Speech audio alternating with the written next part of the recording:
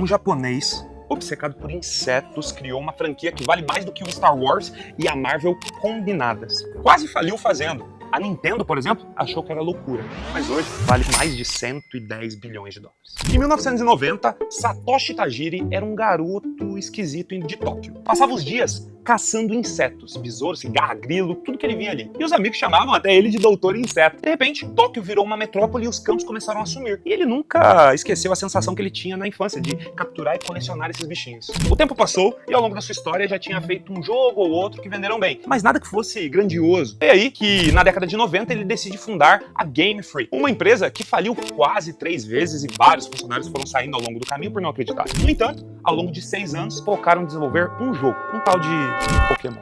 O conceito era estranho para quem via à primeira vista. Coletar monstrinho, batalhar entre eles... Enfim, a Nintendo não entendia direito a visão, mas o criador do Mario acreditou. Não porque a ideia fosse óbvia, mas porque Tajiri já tinha provado que sabia fazer alguns outros jogos que eu falei. Em meio a isso, endossado pelo criador do Mario, Nintendo deu carta verde, mas era uma aposta pequena, expectativa baixa. E na época, o Game Boy estava em declínio, ninguém esperava um milagre. E Tajiri apostou tudo. Trabalhou 24 horas seguidas por 6 anos ininterruptos. E a obsessão por insetos virou a obsessão por terminar o jogo. Em fevereiro de 96, surge Pokémon Red e Green no Japão. Vendas começam fracas, a Nintendo suspira e confirma, bom, eu sabia. Mas aí acontece algo inesperado. O boca a boca começa a ganhar forma e explode. O rumor do Mew, o Pokémon secreto, viraliza. Crianças começam a comentar nas escolas entre elas. E de repente, o Game Boy vira uma ferramenta social a ser visto com as crianças no intervalo. Em um ano, o Pokémon salva o Game Boy, vira um anime, vira cartas colecionáveis,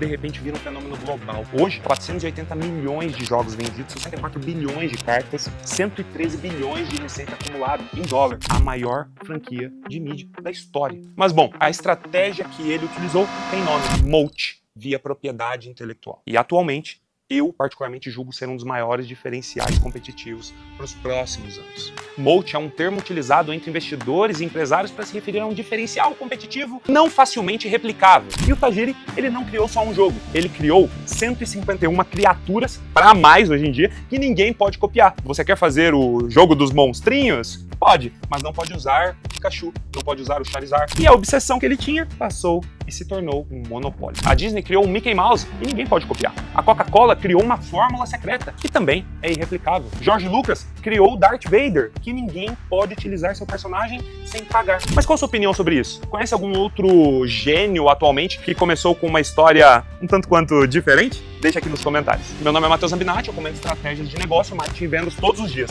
E para não perder a próxima, é só me seguir. Valeu!